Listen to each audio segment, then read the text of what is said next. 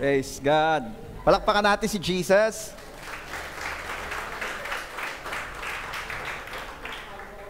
Pagbaba doon ni Jury, sabi hiyang-hiya daw siya. Nahihiya pa yun, ha? At actually, yun ang demure version. Diba? Maano daw siya, binibining juris daw siya ngayon, hindi bini. Oo. Kaya lang parang nung sa padulo, lumabas na rin si Bini. Hindi na rin napigilan eh. Nasaan na nagpunta yun? Nagtago na. Okay. Kamusta po kayo? Pabuti ng pabuti. Paayos ng paayos. Papogi ng papogi. Payaman ng payaman. Pabanal ng pabanal. Sino yon? Ayan. Napakahalaga po na what we are declaring ay yung magagandang bagay. Kahirap naman kasi pag ang bukang bibig natin, hay, Lunes na naman, hay, Linggo na naman, ay, buhay nga naman, kahirap-hirap, sige. It will happen. What we confess, manifest. For life and death is in the power of our tongue. Diba? We are created according to the image and likeness of the Lord. And we all know how God created everything. Sinabi niya lang, let there be light, and there was light. And once again, let me remind all of us, we are created according to the image and likeness of God. At ang sabi nga sa Bible, life and death is in the power of our tongue. Kaya bantayan mo ang sinasabi ng bibig mo. Okay? Kaya nga sinasadya nating mag-declare ng positive things. Okay? Pwede bang harapin mo yung katabi mo at sabihin mo, partner? Harapin mo, mahirap yung nagsasalita ng walang kausap. Harapin mo, sabihin mo, partner! Ikaw ay pabuti ng pabuti. Ikaw ay paayos ng paayos. Kung yan ay babae, paganda ng paganda. Kung lalaki, papogi ng papogi. Ikaw ay payaman ng payaman. Ikaw ay pabanal ng pabanal. At ano'y sinagot? Amen. Praise God. Palakpakan ulit natin si Jesus. Okay. Sino ho ang nag-picnic sa sementeryo? Ayan. Sino ho ang nag-gathering, nag-reunion? Sabi ng iba, magre-reunion pa sa sementeryo. Siguradong nandoon pati yung mga namatay, makaka-attend. Bahala na kayo kung a-attend sila ng spiritual o bahala na kayo. Mahirap yun. Pero, nakaugalian na eh. Ito nakaugalian na, kasanayan na, at yung iba syempre part pa rin ng kanilang pagmumove on, lalo na kung neto lang namatay o nawala yung kanilang loved ones, di mo naman masisi. It's a tradition. Yan meron kasi din nga ang iba talagang doon na lang nagpapangipangita. Pero I suggest, I strongly recommend, magkaroon din naman kayo ng other venue na kung saan doon kayo magpapangipangita. Huwag naman laging doon. Okay. Pero, ba't ko ito binabanggit? It's part of our life. Talagang parte daw ng buhay yung mga bagay na may kinalaman sa namatay. Hindi mo maalis yun. Okay?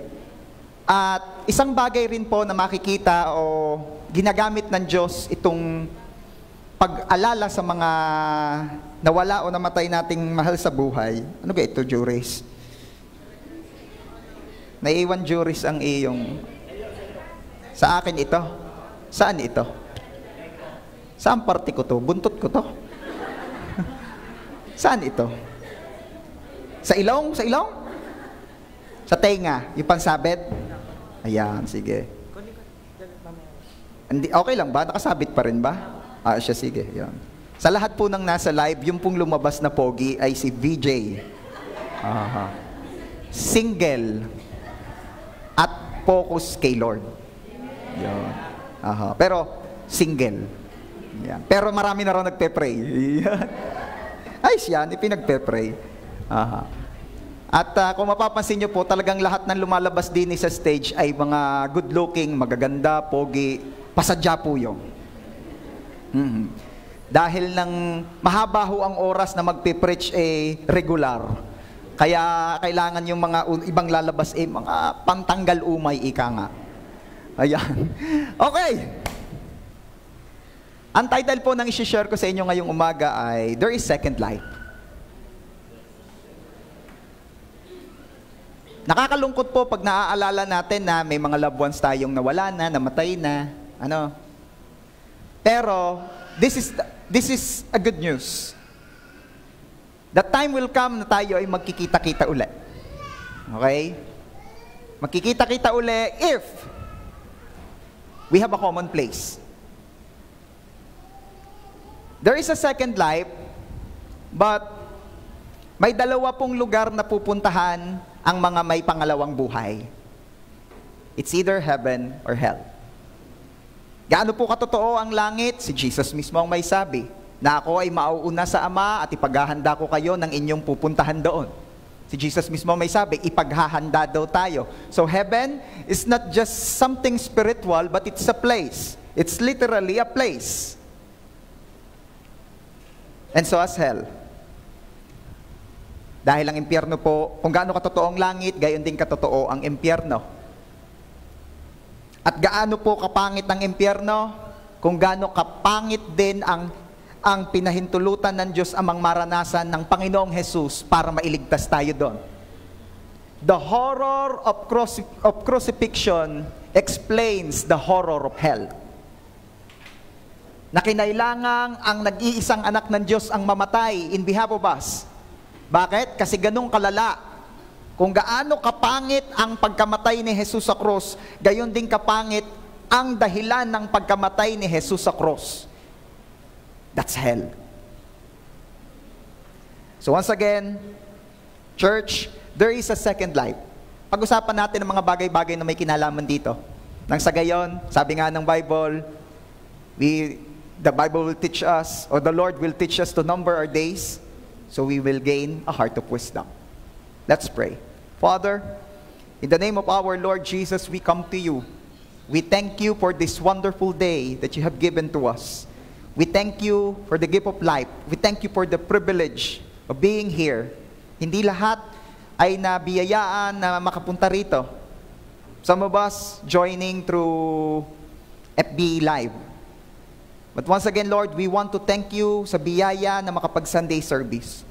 Before anything else, we ask forgiveness sa aming mga nagawang pagkakamali. Forgive us and cleanse us with your most precious blood, O Lord Jesus. Thank you, Lord, for the grace of forgiveness. We receive it in Jesus' name. Thank you, Lord Jesus, for you are our righteousness. And dear Holy Spirit, we pray na ang patuloy niyo pong pagtuturo, pagsama ang aming maranasan, remind us of the gospel.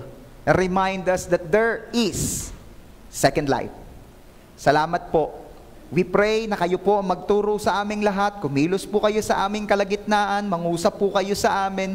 Bless the lips of your servant as I share your word.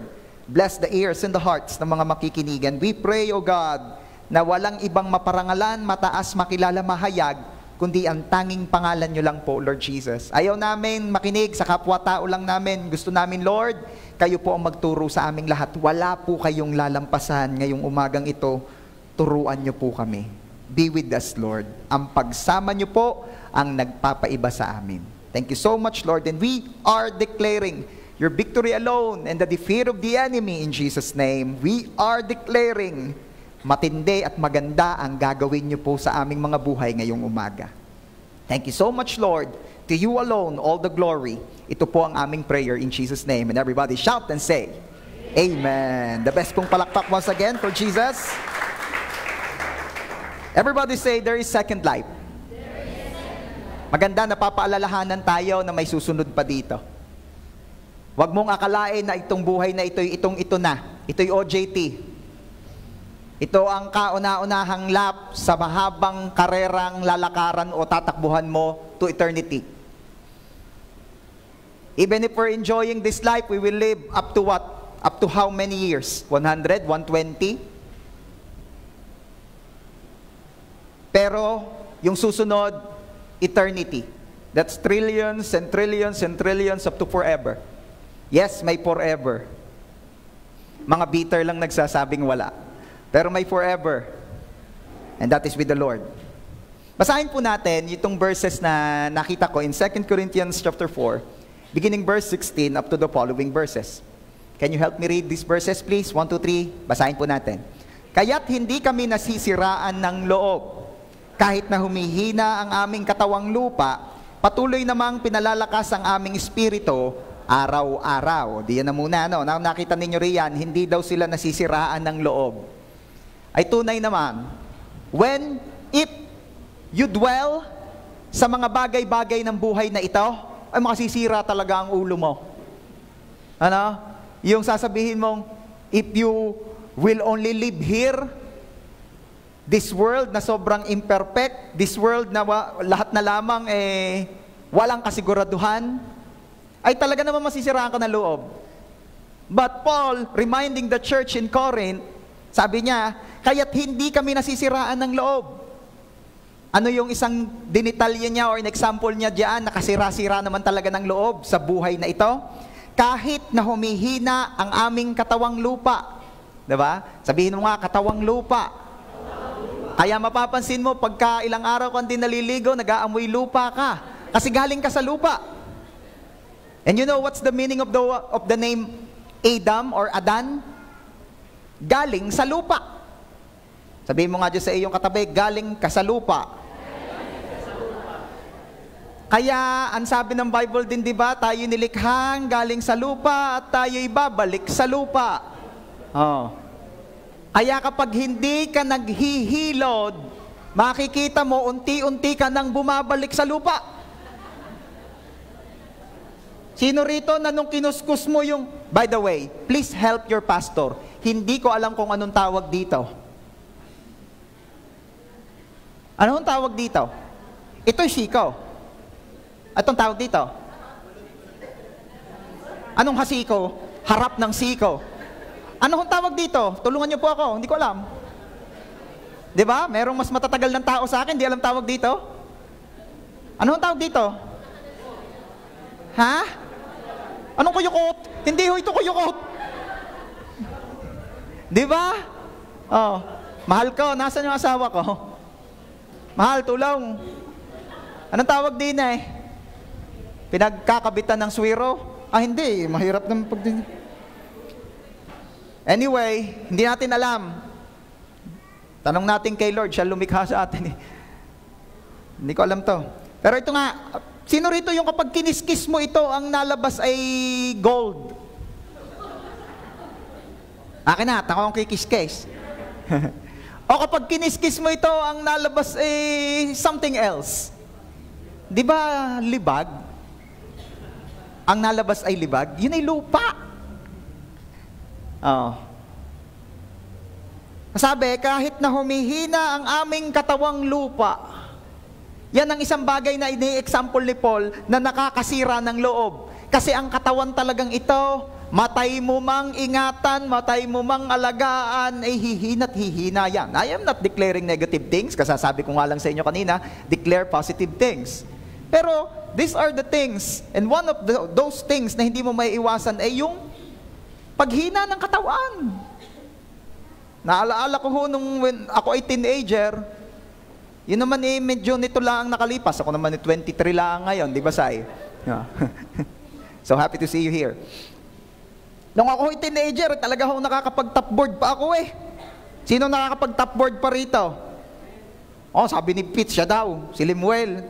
Yayabang ninyo. Sino nakakapag-top board pa? Diba? Ano ba, pastor, yung top board? Yung lay up lamang, kakalampagin mo pa ang board para naman talagang, yabang mo. Ayun. Nakakapag-top board po ako ng walang buwelo. Ngayon ho, net na lang, hindi ko pa ma-about. Bumigat. Hindi bumigat humina. Hindi palaos, mahina na. Yun. Umihina tayo. Sinuhuro yung mga malalakas kumain noon. Ngayon, mas malakas daw. Mahina na kumain. Naalala ko ho noon, ang record ko sa mang inasal ay 7 kanin. Bukod pa ho yung unang isinerve. Ngayon ho, hindi na makatatlo, hanggang 2 lang, hihinga-hinga na. Yun ang mga nakakasama kong kumain sa Only Rice. Ang talaga naman, ayaw ko na pangalanan, pero talagang mga pandayaw. Sulit ang Only Rice. Meron naman ho akong kilala, hindi matakaw sa kanin, lugi naman ang mang inasal sa sabaw. Talaga naman itinabi na yung yung thermos. Katinde. Okay. So humihina ang aming katawang lupa. Pero ano ang sabi ni Paul as his way of encouragement sa mga taga-Church of Corinth? Patuloy namang pinalalakas ang aming espiritu araw-araw. Oo nga't bagamat humihina ang katawang iyan, dahil talagang ang schedule niyan, talagang ang destiny ng katawang iyan sa pahina. Mamaya, mas palalawigin natin yan. Pero ang sabi ni Paul, tayo namang mga may relationship kay Lord, lumalakas ang ating espiritu araw-araw. Kaya nga ang sabi doon sa huli nating sinasabi pagka kinukumusta ko kayo, pabanal ng pabanal. Sabihin mo nga dyan sa iyong katabi, pabanal ng pabanal. Diba? Bagamat pahina ng pahina ang katawaan, umiidad, tumatanda, hindi maiiwasan yan, pero at least, pabanal naman ang pabanal. Kaganda nung habang tumatanda, lalong bumabait. Diba? Kahirap naman nung habang tumatanda, lalong sumusungit. Kahirap naman ang gayon. So dapat sa pabait. Hindi isip bata, kundi pabait. Tuloy natin, 2 Corinthians 4:17, ang bahagya at panandaliang kapighatiang dinaranas namin ngayon ay magbubunga ng kagalakang walang hanggan at walang katulad. I have a good news, most especially for those na may pinagdadaanan ka ngayong, sabi nga'y, kapighatian. Talaga naman, kalalim ng Tagalog. Ano man ang pinagdadaanan mo ngayon, I want you to know na yan ay bahagya at panandalian lamang. Again, yan ay bahagya at panandalian lamang. Huwag mo sabihin, pinagsakloban na ako ng langit at lupa kasi baka langit lang, hindi pa kasama ang lupa. Bahagya. Kaunti lang. Hindi pa yan todo.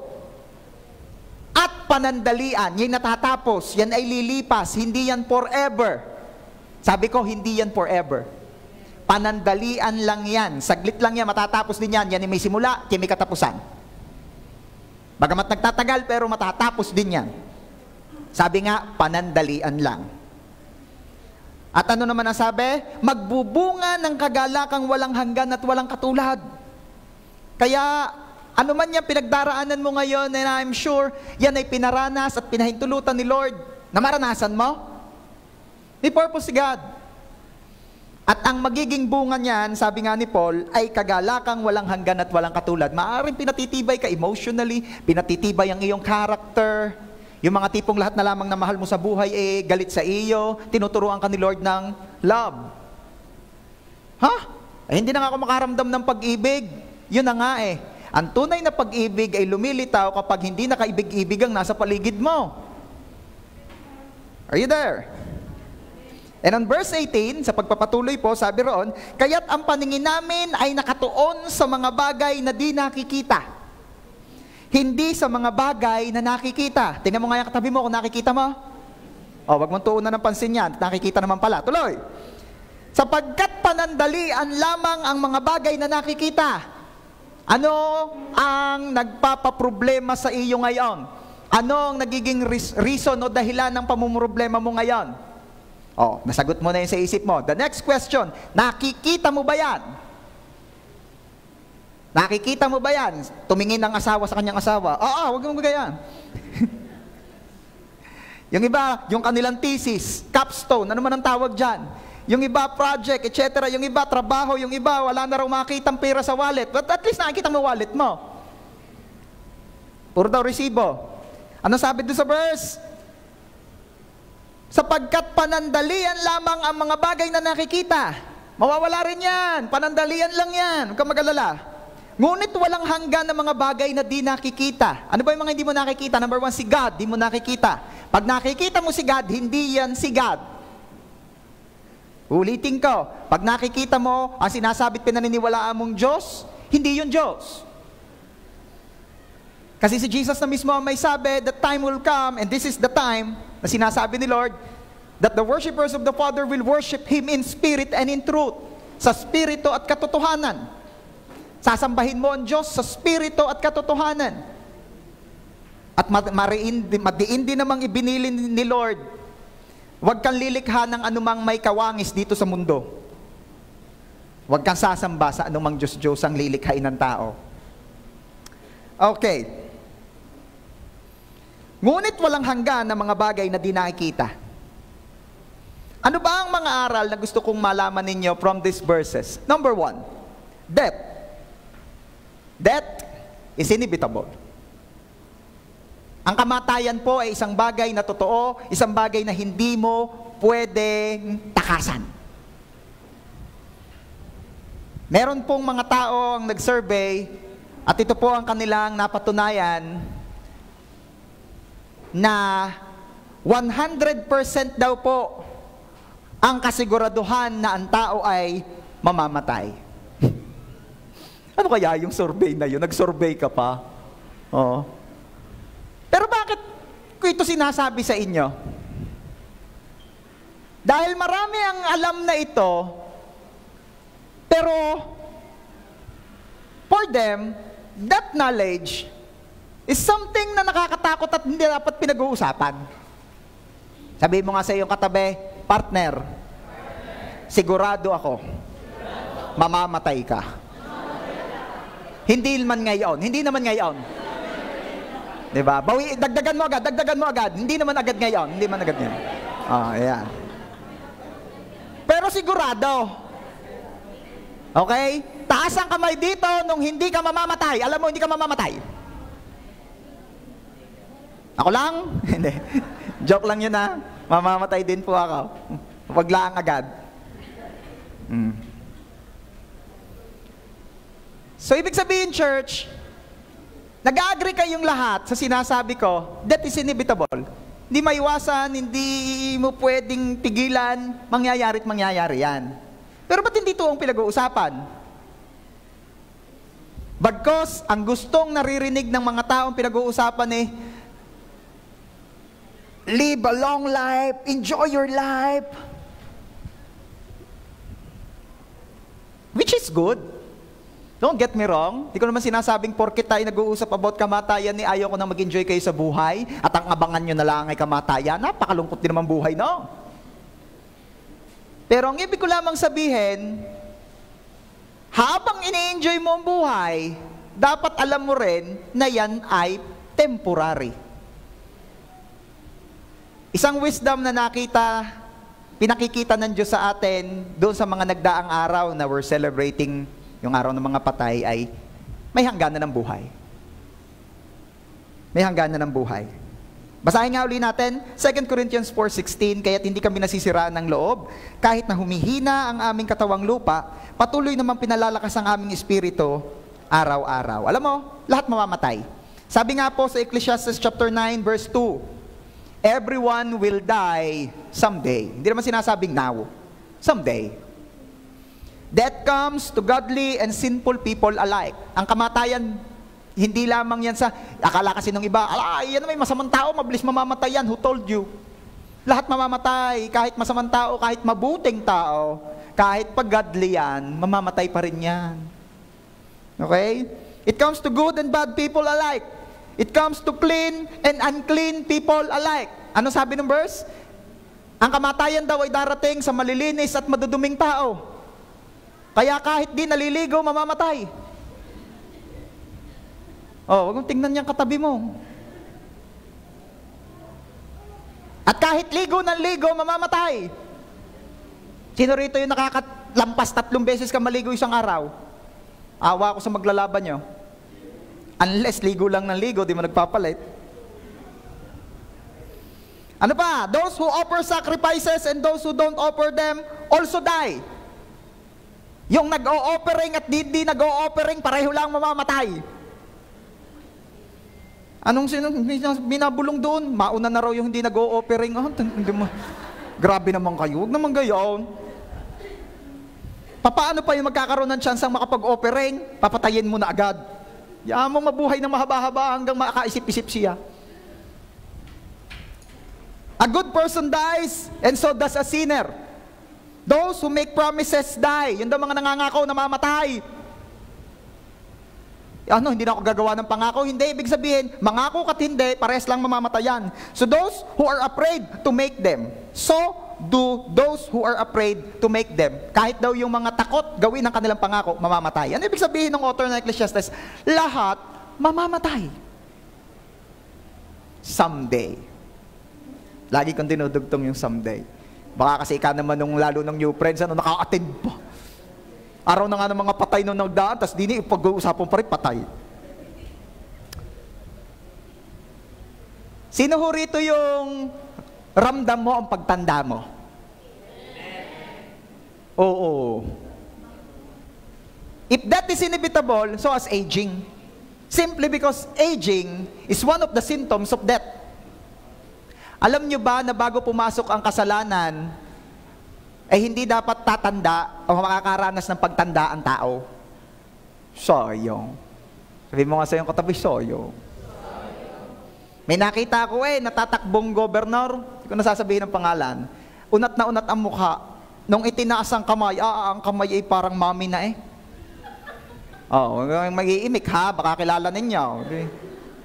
Ano ibig ko sabihin? Wala. If that is inevitable, so as aging. Dahil sintomas po yan ng death. Kaya ang tao ay tumatanda, kasi ang tao ay mamamatay. But, once again, church, gusto ko malaman nyo that we are created to last forever. Yan ang sinasabi kanina ni Paul. Bagamat yung katawan mong yan nanghihina, pero yung spirito mo, hindi. Palakas yan in Jesus' name. At bagamat yung katawan mong yan mamamatay someday, pero yung spirito mo, yung kaluluwa mo, hindi mamamatay yan. Sabi mo nga sa iyong katabi, hindi mamamatay ang kaluluwa. Katawan lang ang namamatay ang kaluluwa hindi. Okay? Huwag mong akalaing pagka namatay, yung termination ng life dito sa mundo, ay terminated na rin ang buong-buong ikaw. No. It's just your body that will die. Babalik yan sa lupa kung saan siya nanggaling. At yung iyong kaluluwa, pupunta sa kung saan yan,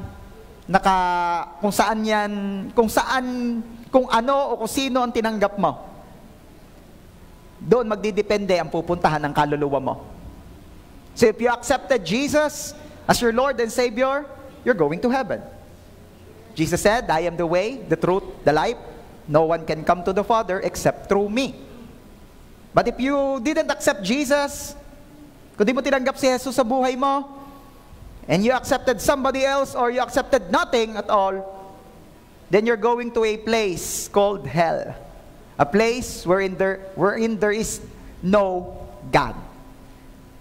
Isang lugar na kung saan walang presensya ang Diyos. Marami nagtatanong, how come? Paanong ang isang napakabuting Diyos, unay lumikha ng impyerno at pangalaway nagdadala sa impyerno ng mga taong hindi tumanggap sa Kanya? How come? Na isang mabuting Diyos ay nagdadala ng mga tao sa impyerno? Na nakapagtanong na rin ba sa inyo niyan? O ikaw mismo nagtanong? But let me answer you.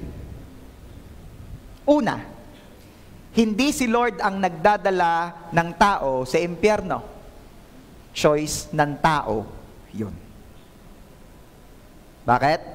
Kasi pabuhat pa nung una, ang Diyos ay gumagawa na ng maraming kaparaanan upang ang tao ay kilalanin at tanggapin siya bilang Diyos, Panginoon, tagapagligtas, maligtas at hindi mapahamak sa impyerno. Noon pa, alam niyo bang pagkakasala pa lamang ni Adan, si Lord gumawa na ng probisyon, nag-prophecy na about sa mga darating na bagay o sa mga mangyayari pa susunod on how He will save us. Nung pagkasala ni Adan at ni Eva, di ba, sabi ni Lord, ikaw Adan, sumpain ang lupa dahil sa iyo. Napansin ninyo, si Adan ang nagkasala, lupa ang sinumpa. Napansin niyo yan?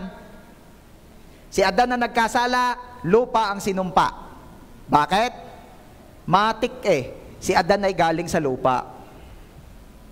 Kaya nung sinumpa, nilahat na ni Lord, lupa.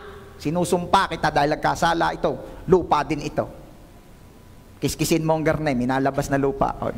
Lupa. Pagkatapos, ang babae sinumpa rin, ikaw babae, ito ang consequence ng ginawa mo, hihirap ang panganganak mo. Diga?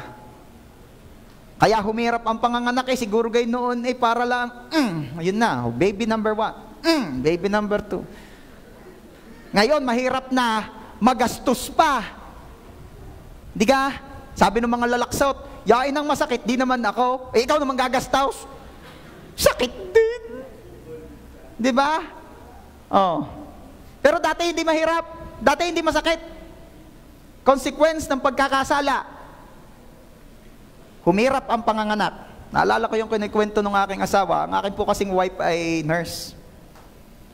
At meron siyang isang experience sa ospital na meron daw hong couple, manganganak na yung babae, ay di nahingi ng saklolo dun sa asawa, first time manganganak nahingi ng tulong, mahal, kahirap, kasakit. Siguro kung may kaunti pa, sisisihin na yung lalaki, ikaw may gawa nito, masakit. Awang-awa na ho yung husband, kaya ang sabi dun sa asawa, wag kang mag-alala, gagawa ko ng paraan yan. Painless na yan, painless. Koso, punta daw doon sa nurse, sabi daw doon sa station, nurse, ipapa-painless kong misis ko, painless delivery. Sabi, doon po kayo sa billing po, sa cashier po kayo magpunta.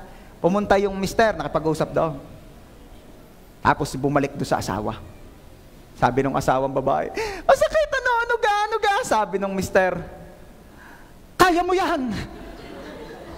Galing ako sa billing, kaya mo yan! Bakit? Mahal ang painless. Ano ang lesson down? Wala lang. Hindi ho. May lesson yon. Yan ay consequence ng kasalanan ni Eva. Pangalawang lesson na gusto ko makita nyo doon, kaya hindi basta-basta ang pag-aasawa. Ang mga may pandinig ay makinig, lalo na ang kabataan. Ang pag-aasawa hindi basta-basta, mga kababaihan, hindi madaling manganak. Mga kalalakihan, hindi madaling gumastos. Anong dadalhin sa hilot? Maawa ka naman. Ang pangako mo nung nililigawan mo, pakakasalan mo sa lahat ng simbahan, minsan lang manganganak niya, sa hilot mo padadalhin. Tunay ka naman. Okay. Ba't ka tayo napunta doon?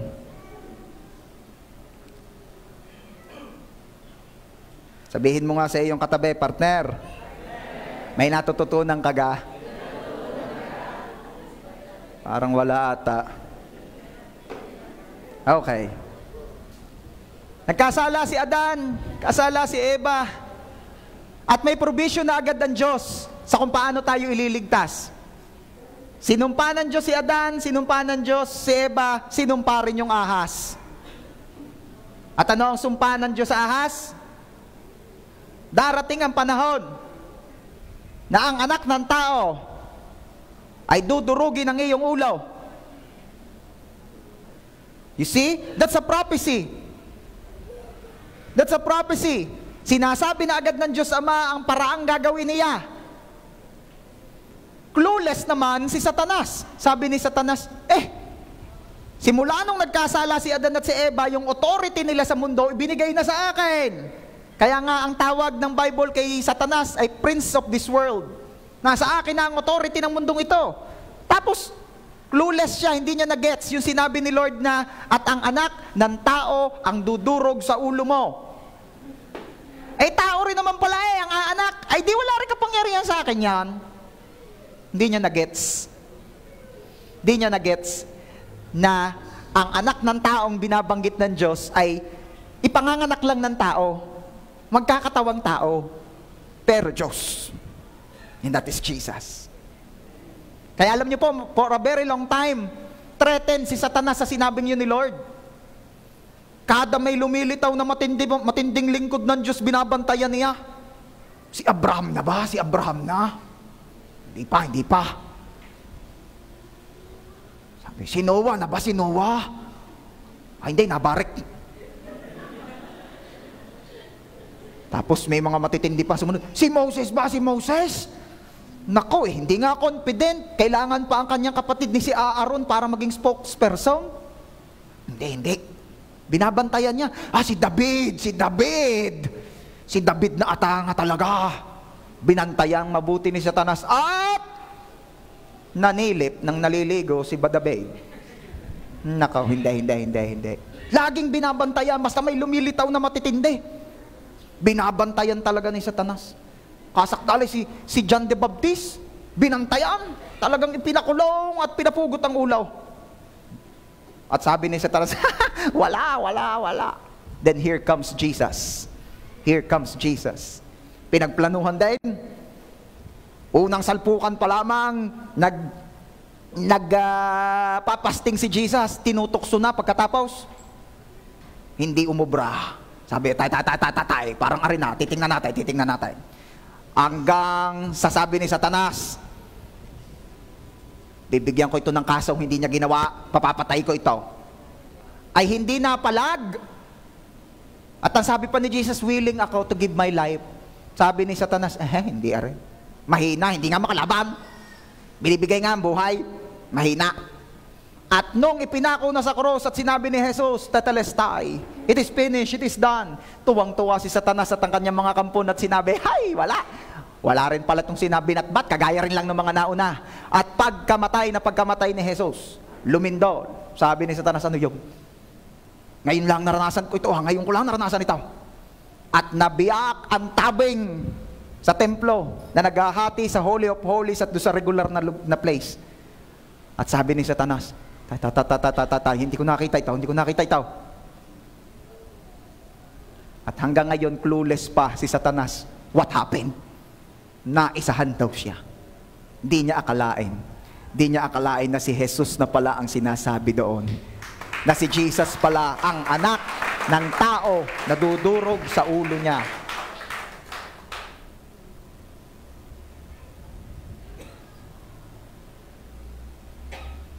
Katindi. Church, we are created in the image and likeness of God. Ikaw ay nilikha to last forever. Sabi sa Genesis 1:26, then God said, let us make mankind in our image, in our likeness. At inulit pa sa verse 27, so God created mankind in His own image, in the image of God, He created them, male and female, He created them. You are created to last forever because you are created according to the image and likeness of God na hindi kailanman mamamatay. But when sin entered, death entered. Kailan lamang nagsimula na ang tao ay mamamatay? Nung pumasok ang kasalanan. In Romans chapter 5 verse 12, ang sabi po roon, ang kasalanan ay pumasok sa sanlibutan sa pamamagitan ng isang tao. Sino yun? Si Adan. Pastor, hindi ho. Si Eva ho. Hindi, si Adan. Tama na. Saka si Eva ho at saka si Adan ay iisa. Dahil si Eva ay galing kay Adan. Gets niya na? Hindi na ito ang pinahahaba ang Bible dahil kakaunti na nga ayaw pa nating basahin lalo pag humaba yan. Ang kasalanan ay pumasok sa sanlibutan sa pamamagitan ng isang tao. At ang kamatayan ay pumasok sa pamamagitan ng kasalanan. You see?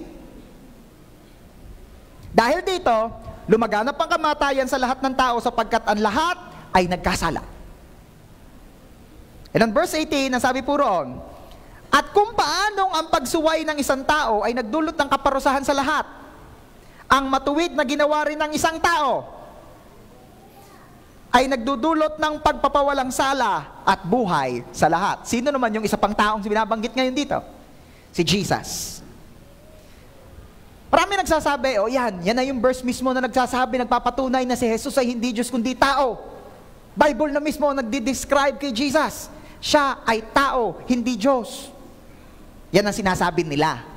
Okay? Pero bakit ipinagdidiinan po ng mga pinagdidiinan ng ibang verses sa Bible na si Jesus ay tao? Tao 100% at Diyos 100%. Pastor, paano hindi 200%? Yan ang mga bagay na wag na nating ubusin ang oras natin sa pagpapaliwanag. Kung gusto mo talaga maliwanagan diyan, di tanong mo na lang kay Jesus pag naroon ka na sa langit. So, make sure na palangit ka. Okay. Bakit pinagdidiinan? Bakit sinasabi? Bakit iniha-highlight na bagamat ang Panginoong Jesus ay Diyos, ay 100% man din? Ganito po kasi. Sino ang nagkasala? Tao. Kaya ang dapat magbayad? Tao. Ang problema, ang pinagkasalaan ay sino? Diyos. At marapat lamang na kung gaano kadakila, kabanal at kaperpekto ang Diyos na pinagkasalay, dapat ang ibayad sa kasalanan ay gayong din. Banal, perpekto, walang bahid ng anumang kasalanan. Kaya Diyos na mismo ang gumawa ng kaparaanan. Tao ang magbabayad, kaya ang Panginoong Hesus ay nagkatawang tao upang siya magbayad. And at the same time, dahil Diyos na perpekto ang babayaran ng pinagkasalaan, si Jesus, na at the same time ay 100% God and perfect, ang siyang pambayad. Na-meet ang standards? Na-meet. Kaya walang ibang paraan para tayo'y masave but through Jesus. Kasi si Jesus lang po ang nakamit ng standards. Tao ang nagkasala, tao ang magbabayad, si Jesus ay 100% man. Diyos ang pinagkasalaan, kaya dapat perpekto at banal ang pambayad sa kasalanan. Si Jesus ay perpekto at banal, 100% God. Kaya nga, Jesus is the only way. At nakita ko doon sa note ni Bieber, the only way is the only way. Ibig sabihin, if Jesus is the only way, there is no other way. It's not your religion, it's not your membership, it's not your good works, it's not your being good. But we are saved by grace through faith in Christ. Walang ibang paraan para maligtas but through Jesus. Verse 19. Sapagkat kung naging makasalanan ng marami dahil sa pagsuway ng isang tao, marami rin ang mapapawalang sala dahil sa pagsunod ng isang tao. And that is Jesus. And on verse 21, kaya nga, kung paanong naghari ang kasalanan sa pamamagitan ng kamatayan, gayon din naman maghahari ang kagandaang loob ng Diyos sa pamamagitan ng pagwawalang sala. Ito'y magdudulot ng buhay na walang hanggan sa pamamagitan ng ating Panginoong Hesukristo. It's very, very crystal clear. It's only by Jesus. It's only through Jesus that we are saved. Okay, so that's number 1. Ang kamatayan, di yan maiiwasan. Andyan na yan. Okay? Side lesson. Kaya kung nag-i-spend po tayo ng time, energy, resources, sa pagpapakita ng ating pagpapahalaga at pag-ibig sa mga mahal natin sa buhay na nawala na, ay dapat mas higit ang pagpapakita natin ng pag-ibig at pagpapahalaga sa mga nangabubuhay pa. Sa totoo lamang, sino ka makaka-appreciate nung bulaklak na dinala mo? Eh di yung nakakita sa iyo. Kabait naman ni Brother Ray, ay talaga namang nalagyan ng bulaklak pa rin. Kabait talaga namang naaalala pa rin. Sino naka-appreciate? Yung dinalhan o yung nakakita ng pagdadala mo? Yung nakakita. Diga? Sino naka-appreciate nung nilagay mong biko? Yung kumuha pagkaalis mo. May nag-post wala na kayong ibang alam dalahin, ako'y umay na sa biko. Kapag kakabait, ano? Sino makaka-appreciate nun? Samantalang nung buhay, ayaw pa kainin ng biko, mataas ang sugar. Mamamatay din naman nga talaga yan. Pakainin mo na, ba't mo ka pakakainin ng 1 kilo? 1 kilong kalamay, 1 kilong biko, di kapiraso?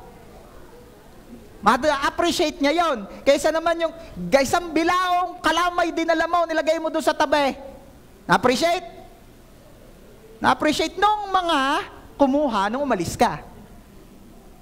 Are you there? Binibigyan na ng bulaklak habang nakaka-appreciate pa. Hindi yung Saka ako'y nagtataka doon sa mga nagbibigay lamang ng prutas pag nasa ospital na. Hindi nga makakain, ang nananabala ay bantay. Sa tunay. Ano? Kainin nyo yan. Yan maganda sa inyo para kayo gumaling agad. Wala nga lasa. Kainin na ninyo, huwag nga kayong kaarterte. Samantalang nung malakas wala sa ospital, ining pwede kang makahingi niyan. Tigil-tigilan ninyo, katamis-tamis niyan. Nasa ng hustisya.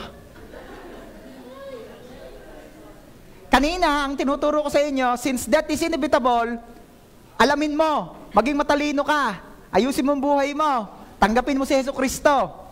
Dahil hindi mo maiwasan ang kamatayan. Ngayon naman, yung another lesson, dahil alam mo rin na mamamatay din yung mga kamag-anak mo, mahalin mo na habang buhay pa.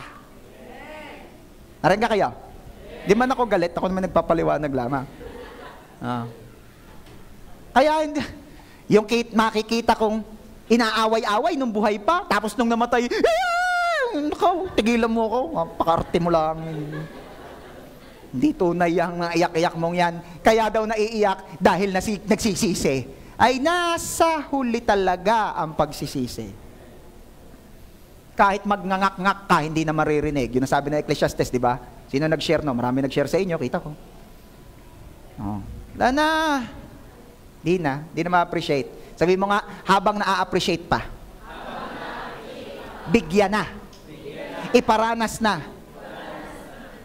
Hindi yung doon sa vigil, mahal na mahal ko po ang aking inay. Sabi ng mga kahanggan na nakakita ng kalupitan, maniwala kami siya. Everybody say that is inevitable. Mahalin na habang buhay. At habang buhay, ayusin ang buhay. Hindi po pwedeng pagpatay na, saka ka mamimili kung saan ka pupunta. Lord, ayaw ko sa hell, gusto ko sa heaven. Gusto mo sa heaven? Opo. Nung buhay ka nga, ayaw mo mag-church. Tapos sasabihin mo, gusto mo sa heaven, ayaw mo nga mag-church nung buhay ka. Ano nang gagawin mo sa church, sa heaven, di parang gagawa sa church. Ayaw mo nga mag-church, no? Tapos sasabihin mo, gusto mo sa heaven. Hindi po, tunay po, gusto ko na po talaga sa heaven. Ala, hindi, doon ka. Doon, marami doon nga, tugs-tugs doon, bahala ka, tugs-tugs doon, talagang gayon. Kaya lang yung ulo mo, binubugsak ng mga demonyo doon sa tugs, ganon. Saka kaya tugs yun, tuhugs, tinutuhog ka. Yun, walang katapusan parusa. Gusto ko doon sa mga may lights, doon may lights din, dahil napakadilim doon ang liwanag lang daw doon yung apoy. Nagano, talaga. Okay. Number 2. We are heaven citizens. Sabi mo nga sa iyong katabi, ang citizenship mo ay tagalangit. Anong pangit? Tagalangit.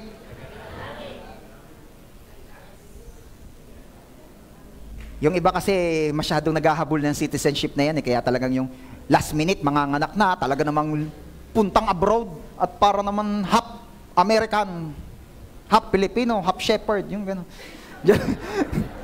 Half German, half shepherd. Ay, di. Reko, aso pala yun. Masyadong sa citizenship, pero meron akong gusto ipaalala sa inyo, tagalangit ka. Sabihin mo nga, tagalangit ako. Basahin natin yung verse in 2 Corinthians chapter 4 verse 17, 1-3. Basa. Ang bahagya at panandaliang kapighatiang dinaranas namin ngayon ay magbubunga ng kagalakang walang hanggan at walang katulad. Bakit sa mundong ito ay may kapighatian? Bakit sa mundong ito'y may hirap? Bakit sa mundong ito may sakit? Simply because hindi ka taga rito.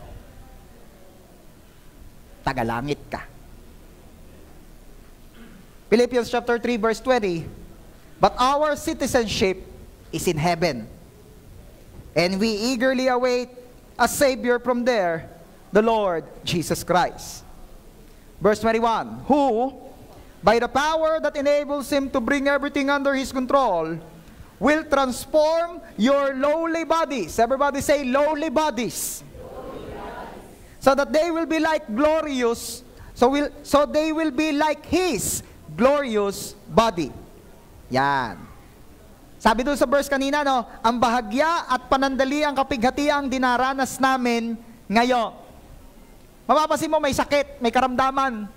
Nararamdaman ng katawan mong yan, ang sakit, ang hirap, ang pagod. Sino rito hindi napapagod? Bukod kay Ilays. Niyaw si Eliso, parang hindi napapagod. I'm not sleepy. I'm not sleepy. You close your eyes. I'm not sleepy. You close your eyes. Mama, tulog. Si Tabatching. Okay. Lahat napapagod, lahat nahihirapan. Dumarating yung time na nagkakasakit. Sino rito yung never ka nagkasakit? Kaya nagtataka ako doon sa mga complete attendance O baka naman nagkasakit na, may sakit na napasok pa. Aking mga anak hindi pa ma-complete attendance si Queen Lagi nagkaka-absent. Meron naman kasi yung mga bata, may sakit na pinapapasok pa, tulo ang uhog pasok Kaya tuloy yung mga masisiglang pumasok, pag uwi, sipunin na rin, hahawa. Parang awa nyo ng mga magulang, pagkita nyo ng mga inyong mga anak may sakit na, huwag nyo nang papasukin. Kaya naman oo nga yung kaklase. Waawa rin naman. Nakakahawa lang din. Okay. Bakit nga nagkasipon yung anak mo? Hindi naman na naglalabas ng bahay. Baka naman ang magulang ang gala ng gala.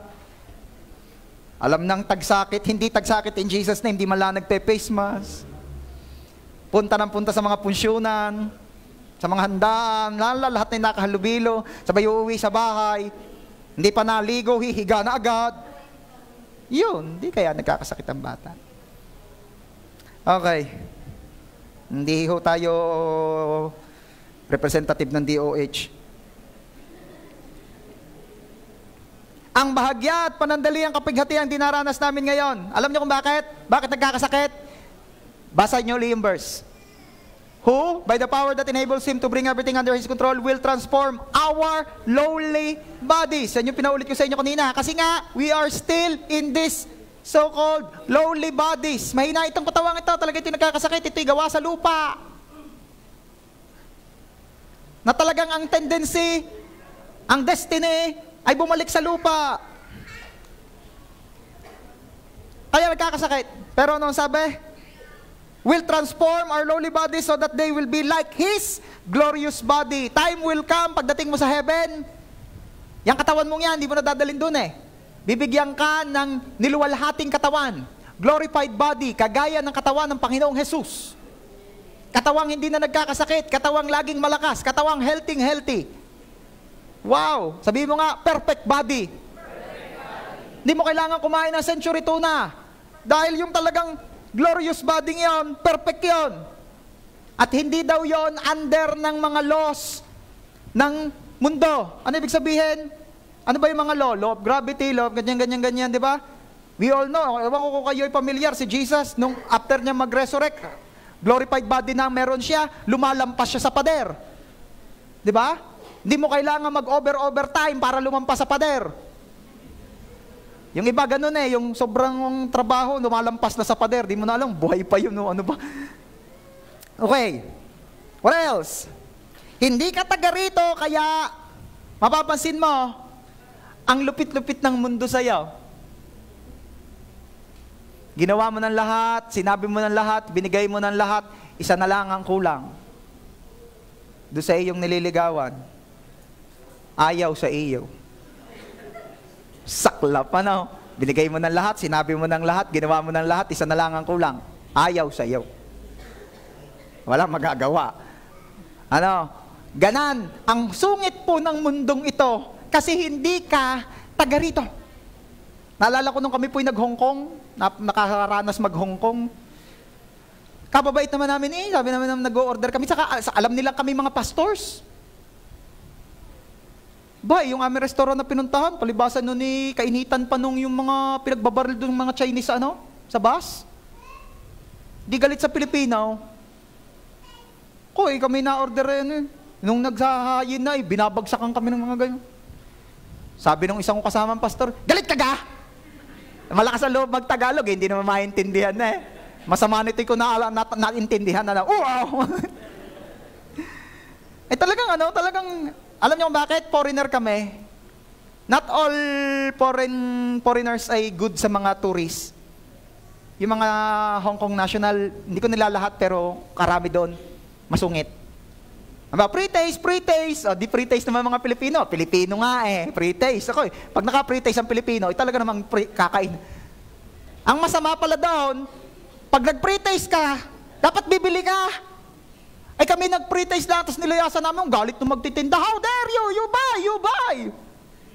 Ano ibig sabihin? We are foreigners, hindi kami taga roon, masungit sila sa amin. Hindi ka taga rito, ang mundong ito at ang mga gusto'y dito na laang, masungit sa iyo. Hindi ka nila appreciated. Di ba? Nagpapakabait ka na, gusto mo maglingkod, gawa mo na lahat ng mabuting bagay, pero ikaw pa rin ang pinagchichismisan, ikaw pa rin inaaway, sinisiraan ka pa. Yung mga tipong pinakain mo na sa palad, kinagat ka pa. Di ba? Kaya nga sabi, huwag ka mag-aalaga ng ahas. Dahil yan din ang tutuklaw sa iyo sa huli. Bakit? Kasi nga hindi ka taga rito. Hindi ka taga rito, kaya hindi nila ma-appreciate ang value mo.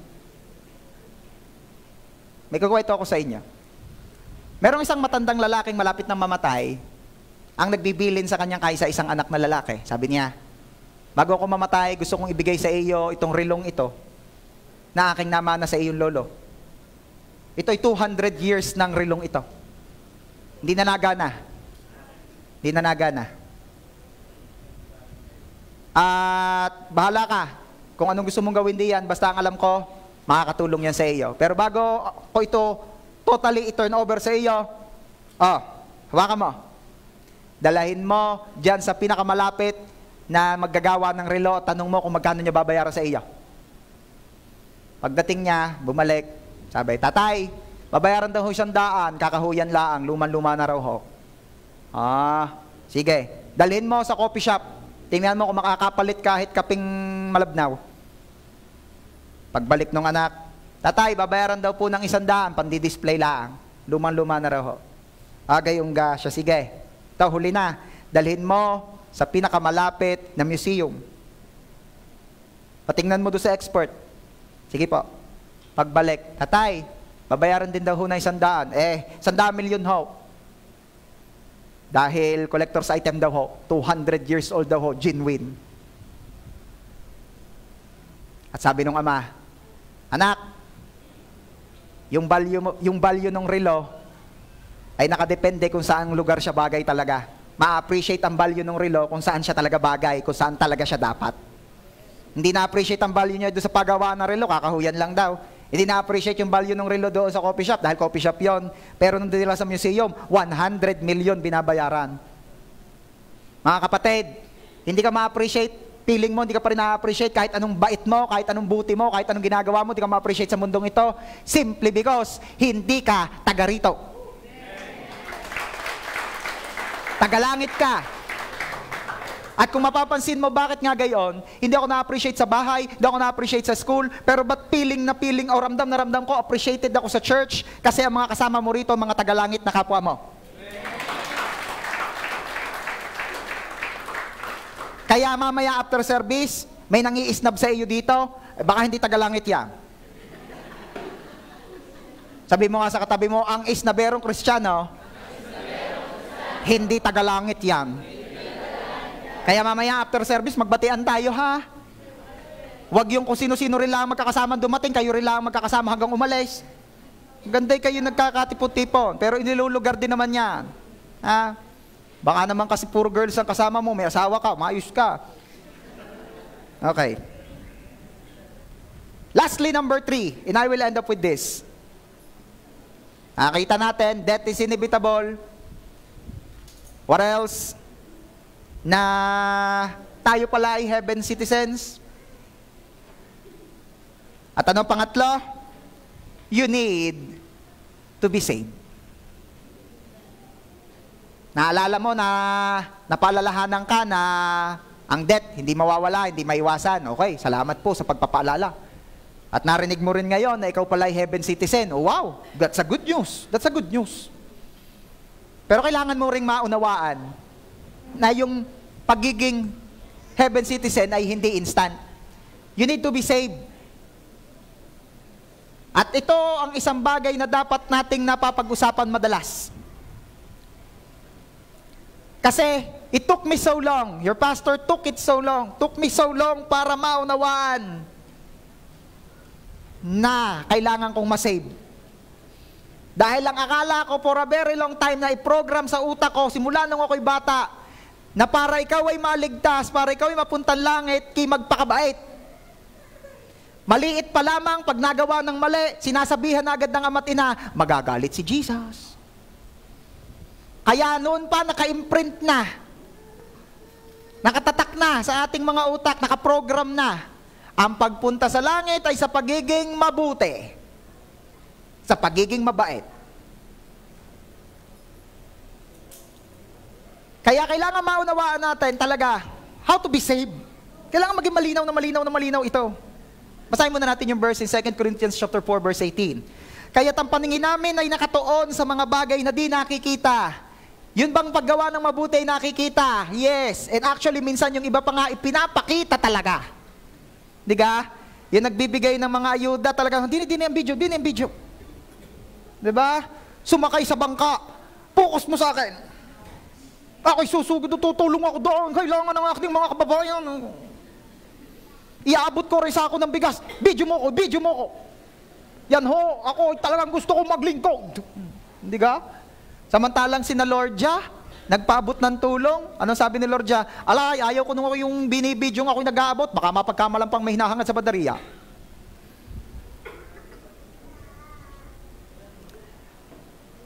Pinapakita.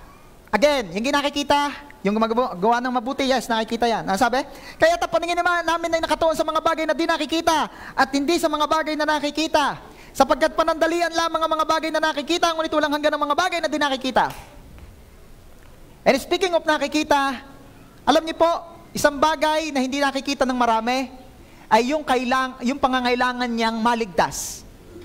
Akala kasi ng iba, ang ligtas ay pag may bigas. Pag walay mauutas, pag walay maninigas. Di kayo ng kanta, buhay, buhay, buhay pag may bigas. Pag walay mauutas, pag walay maninigas. Yan ang kanta nila eh.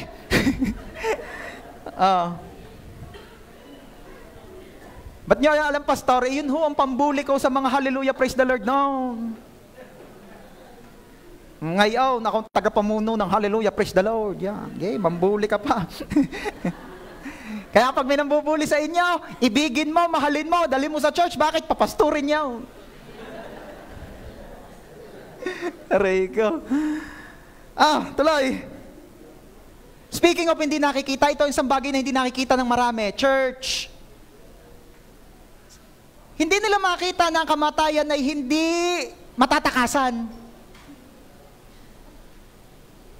At dahil ang kamatayan ay hindi matatakasan, hindi nila makita na dapat yung pagkatapos ng buhay na ito, dapat yung pinaghahandaan din.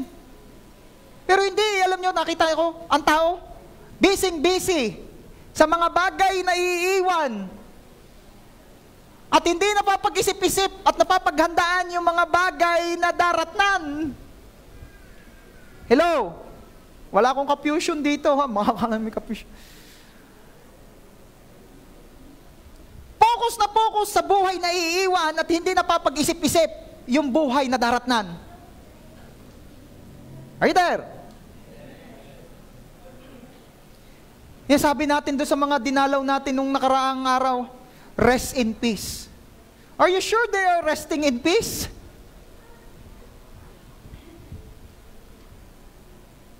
At tumahimik ang JA1 San Jose. Di ba?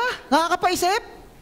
Kaya nga, minarapat po na inyong lingkod na ito ang ating topic, na ito ang ating pag-usapan. Bakit? Para kayo'y mapaisip. That is inevitable. Kaya kailangan pag-isip-isipan, paghandaan, yung susunod. Di mo matatakasan. But the enemy blinded this world. In 2 Corinthians chapter 4 verse 4, tulungan niyo po ako magbasa, malapit na po tayo matapos. Basa.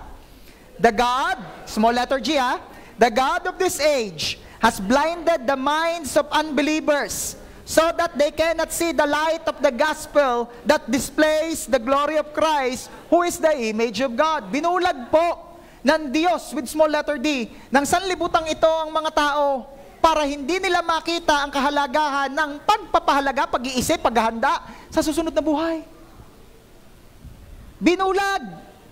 Ang sinasabi ng Diyos ng mundong ito, with small letter D, of course, ay hindi, live your life to the fullest.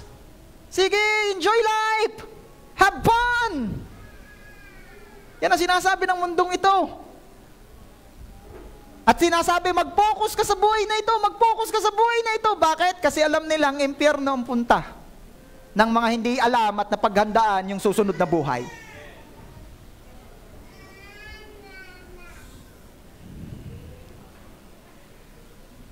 Heaven is real, so as hell. At kung sabi ko sa inyo, si Jesus nagsasabi, mauuna ako sa Ama, ipaghahanda ko kayo ng lugar na pupuntahan nyo. Natitigilan nyo, and that is heaven, inihanda na ang heaven noon pa, so as hell. Pero originally, ang impyerno po ay inihanda para kay Satanas at sa mga kasama niyang nagrebelde sa Diyos. At hindi siya intended para sa tao.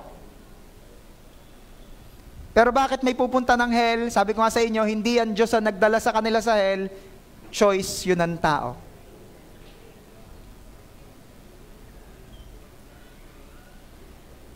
Romans chapter 3 verse 23. For all have sinned and fall short of the glory of God. Lahat nagkasala. Kanina pa naman natin nakikita to eh. Lahat nagkasala, wala sino man nakabot sa kabanalan ng Diyos. At ano ang problema? Ano ang problema kung lahat ay nagkasala? Isadya naman lahat ay nagkakasala. Romans 6:23, ang kabayaran ng kasalanan ay kamatayan. For the wages of sin is death. At pag ang Bible po nagsasabi ng death, hindi physical death lamang, church. Madaming beses nyo na naririnig, pero hindi ako magsasawang ulit-ulitin ito because this is the gospel. Pag sinabi ng Bible na kamatayan, ito yung pagkatapos ng buhay mo dito sa lupa, pupunta ka sa lugar na kung saan wala ang Diyos. And what is hell? And where is hell? Hell is a place na wala ang Diyos. Period. Akala nyo ba ay napakaalwan ng lugar o buhay na wala ang Diyos? Pansinin ninyo ha, God is life. Since God is life, God is the one who is providing us oxygen. Tama? And imagine a place where there is no God. Imagine a place na wala doon ang presensya ng Diyos. At pag wala ang presensya ng Diyos, wala doon ang buhay, wala doon ang oxygen. Imagine a place na walang oxygen. Di kayo titikab-tikab. At narinig nyo naman ang testimony ng isang nakaranas ng mapunta ng hell o madala sa hell. Pinaranas ng Diyos ng experience sa hell. Paano daw huminga sa hell? Ganito daw huminga sa hell. Dahil walang oxygen. Pero ba't humihinga? Tinotorture lang. Walang sunlight. Imagine niyo walang sunlight. Kasi si Lord ang light. Alisin mo ang presensya ng Diyos sa isang lugar, wala ng light. Lahat ng benepisyong meron ng buhay na ito, mawawala pag nawala ang presensya ng Diyos. And that is hell. Pero ano ulit ang second part ng Romans 6:23? But the gift of God is eternal life in Christ Jesus our Lord. That's the good news. Na ang biyaya naman daw ng kaligtasan, matatagpuan sa Panginoong Jesus. May nasabihin ako sa inyo, lalo na, sino po yung mga nagdadrive dito? May I see your hands? Mga nagdadrive. Ayan, baba na po. Diga, mga drivers, pag nalaman at nakita mong may lubak, ang normal na gagawin mo o natural ay iiwasan mo yung lubak. Kailan lang din naiwasan? Pag di nakita, lalo na pag kulabaw, malabo mata, or worse, wala naman siguro nagdadrive na ganito, bulag. Pag nagdadrive ay bulag, huwag ka sasakay, mahirap yan. Anong punto ko? Ba't ko sinasabi ito? Kung nakikita mo, iiwasan mo eh. Magiging aware ka. Pero ang problema, pag di mo nakikita, pag di kita, lalo pag bulag, at nakita nyo naman kanina, no? Ang mundong ito, ang unbelievers, bulag sila. Hindi nila kita. So, anong dapat gawin? 1 Corinthians chapter 15, verses 1, 2, 3, and 4. Now, brothers and sisters, I want to remind you of the gospel remind them of the gospel. Ang mga hindi makita ito, remind them of the gospel. At tayo, for a very long time, ay naiprogram ang isip na tayo pupunta sa langit sa paggawa ng mabuti, pagiging mabait. Kailangang paulit-ulit din tayong nire-remind ng gospel. Nagkakaroon ng renewing of mind. Ulitin natin. I want to remind you of the gospel. I preach to you, which you receive. Everybody say, preach. Receive. Hindi marireceive if no one will preach it. If no one will share it. Kaya church, ang laki ng role mo. Huwag mong iisipin na papunta ka ng langit, yehey, and that's it. No.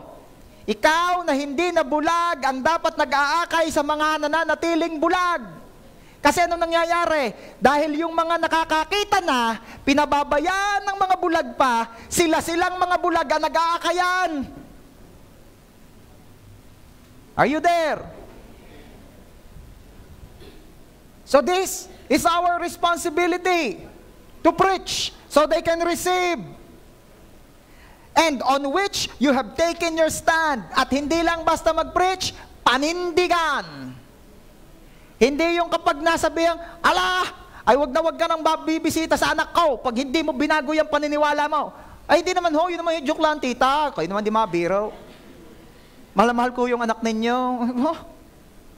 Maninindigan. Paninindigan mo. Dahil sabi ng Panginoong Jesus, lahat nang hindi ako ikahihiya, hindi ko rin ikahihiya sa Ama. Verse 2, by this gospel, you are saved. It's the gospel that saves. Kaya hindi ako mananawang i-share sa inyo ang gospel. If you hold firmly to the word I preach to you, otherwise you have believed in vain. Verses 3 and 4, for what I received, I pass on to you as of first importance. Mahalaga, first importance. Pahalagahan natin ito. Kung meron ka rin lamang ikukwento dyan sa iyong kasama, make sure na ikukwento mo si Jesus. Kung meron kang ipinopost sa Facebook mo, make sure that you're also posting something to do with the gospel. Oh, alam naman natin eleksyon na. Kung may ipinopromote kang kandidato, 10 post mo na tungkol sa kandidatong gusto mo, make sure, nagpo-post ka rin naman ng tungkol sa pinaka na kinakailangan natin. And that is Jesus. The gospel. Alam nyo, ito lang naman lagi ang cycle niyan eleksyon. Wala naman silang ibang sinasabi kundi ililigtas nila ang bayan, ililigtas nila ang Pilipinas, ililigtas nilang kung ano mang gusto nilang masakupan. At kundi man taon-taon yan, kada 3-4 na taon. Anong napapansin niya? Laging ililigtas, laging ililigtas. Ba't hindi maligtas-ligtas? Niluloko lang tayo Samantalang ang Panginoong Jesus, ang ililigtas niya ay lahat. So please, don't get me wrong. Hindi masamang mangampanya ha. Just make sure na kung may kinakampanya kang tao, dapat ikinakampanya mo ang talagang magliligtas sa lahat, and that is Jesus.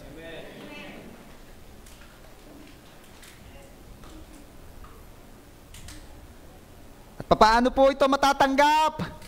Paano po ako masisave? Romans 10:9, that if you confess with your mouth the Lord Jesus and believe in your heart that God has raised Him from the dead, you will be saved. Tanggapin si Jesus. Tanggapin ang Panginoong Jesus. And in Ephesians chapter 2 verses 8 and 9, kanina ko pa sinasabi, basahin natin, and this will be our last verse for today. Basa? Sapagkat dahil sa kagandahang loob o biyaya ng Diyos, kayo ay naligtas sa pamamagitan ng pananampalataya. At ito'y kaloob ng Diyos, at hindi mula sa inyong sarili. Hindi ito bunga ng inyong mga gawa, kaya't walang may pagmalaki ang sinuman. This is the gospel. We are saved by grace through faith in Christ. It's not from you. It is a gift of God. Not by your good works, so that no one can boast. Church, di ako magsasawang ipaalala sa inyo ito. We need Jesus. we need Jesus. At kung gaano mo kakailangan ng isang magliligtas, gayon din po ang kanilang kakailangan ng mga iba na may magligtas sa kanila. So they also need Jesus. May I invite everyone to stand up, please?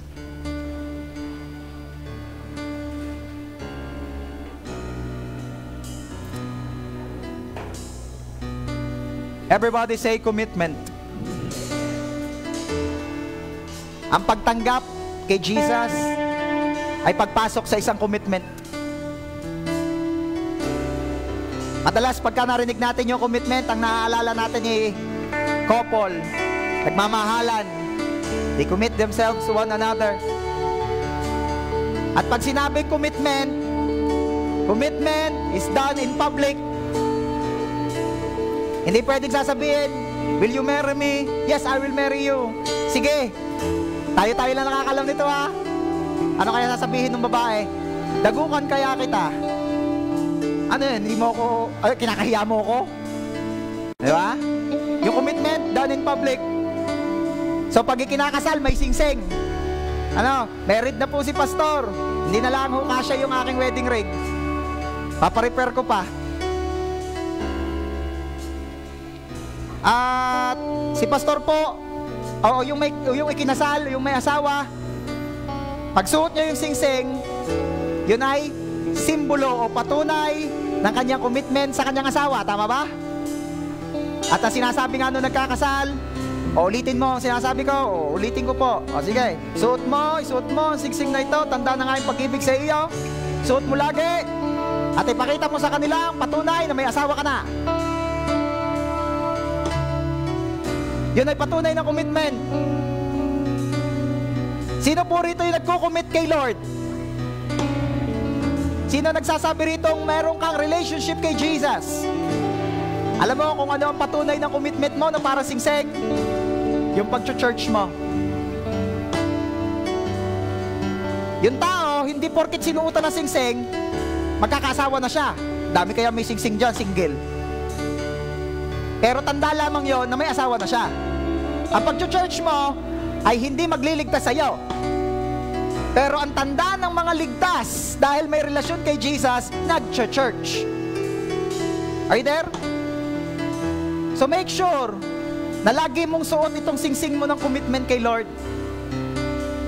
Make sure that you're always doing your best to attend the gathering na ibinilin mismo ng Panginoong Jesus. Huwag kalilimutan ng pagtitipon-tipon, huwag kalilimutan ng pagsasama-sama. At seryosohin mo ang relationship na ito kay Lord. Abutan ka man, datnan ka man ng kamatayan, confident kang makakapagsalita, makakaharap at sasabihin mo kay Lord, Lord, I accepted you as my Lord and Savior. At hindi lamang kita tinanggap sa bibig, tinanggap din kita ng buong pag-ibig. So, as we end, can we sing this song na nagsasabi, Lord, Ikaw ang aking kailangan, Ikaw ang aking buhay, Ikaw ang pag-asa ko. I am committing my life to you. Let this song be your prayer of commitment to God by saying, Ikaw ang aking buhay.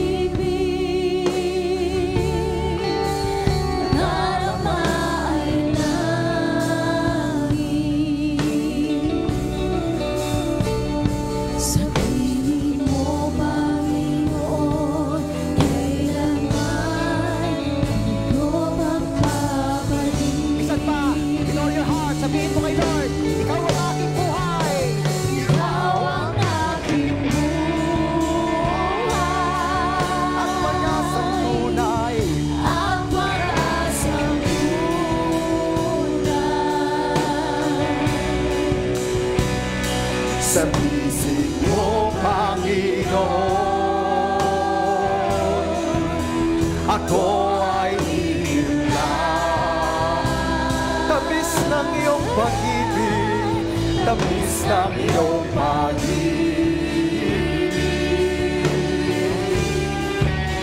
na darama ay namin. Sa piling mo, Panginoon, kailanman ito'y pagbabalik. Let the people of God sing. Sabihin mo kay Lord, Ikaw ang aking buhay at pag-asang tunay. at pag-asang tunay. Come on, tell it to God. Sabihin mo, Panginoon, ako ay hihimlay. Tamis ng iyong pag-ibig, Tamis ng iyong pag-ibig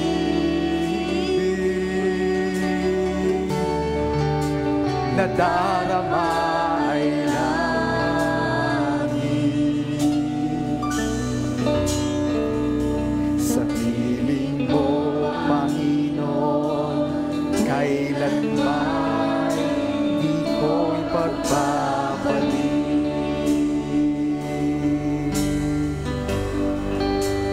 Lord, narinig niyo po ang prayer ng inyong mga anak. At sinasabi nila, ikaw ang kanilang buhay at pag-asang tunay. Hayaan niyo, Lord, na patuloy naming maisabuhay ito. May I invite everyone to repeat after me this prayer. Sabihin mo, Ama naming Diyos. Come on, I want you to open your lips. Hayaan mong naririnig ng iyong tenga ang iyong mga sinasabi. Once again, sabihin nating lahat, Ama naming Diyos, patawarin niyo po ako sa aking mga kasalanan. Panginoong Jesus, tinatanggap ko po kayo sa aking buhay bilang aking Diyos, Panginoon at tagapagligtas. Maghari po kayo sa buhay ko. Manahan po kayo sa puso ko. Pakialaman niyo po ang buhay ko. Pinagkakatiwala ko po sa inyo ang lahat. Panginoong Jesus, kayo po ang aking Diyos. Kayo po ang aking Panginoon. Kayo po ang aking tagapagligtas. Ako na lang po ang mananalangin. Lord, narinig niyo po ang prayer ng bawat isa. And once again, gusto nilang marinig mo na ikaw ang kinikilala naming Diyos, Panginoon at tagapagligtas. Maghari po kayo sa amin. Hayaan niyo, Lord, na kung dumating man yung panahon na kami ay aalis na sa buhay na ito, sa daigdig na ito, maranasan namin ang pangako mo sa mga tumanggap at kumilala sa iyo bilang Diyos, Panginoon, tagapagligtas. And I pray and declare in Jesus' name na ang lahat ng kinikilala kang Diyos, Panginoon at tagapagligtas, araw-araw ay makapamuhay ng naayon sa kalooban mo. I pray araw-araw biyayaan niyo po kaming lalo pang ma-inlove, mapalapit sa iyo, makilala ka pa namin sa kaparaan ng gusto mo. Dalhin mo kaming lagi sa mga lugar na kagaya nito kung saan ikaw ang pinag-uusapan, kinikilalang Diyos at itinataas. Paligiran niyo po kami ng maraming tao na kagaya rin po namin gusto kang makilala ng lubos. Salamat, Ama. Pinagkakatiwala ko pong lubos sa inyo ang buhay ng bawat isa. Thank you so much, Lord. This we pray in Jesus' name. And everybody say, Amen. God bless you po.